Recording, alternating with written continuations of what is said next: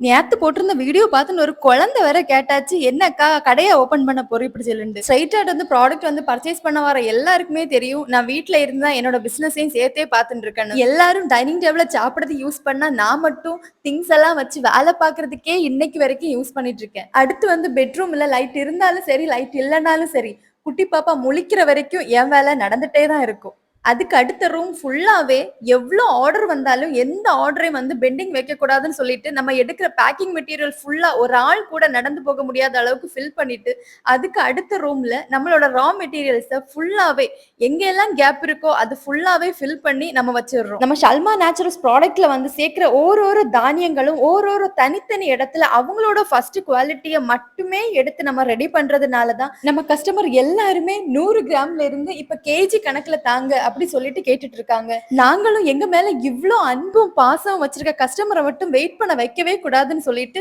Day and night 5 kilo ready பண்ண இடத்துல இப்ப 50 கிலோ ரெடி பண்ணிட்டு இருக்கோம். நம்ம தானியங்கள் எல்லாத்தையும் வச்சு ப்ராடக்ட் எப்படி ரெடி பண்றோம்னு சொல்லிட்டு அடுத்த வீடியோல பார்க்கலாம். பாய்.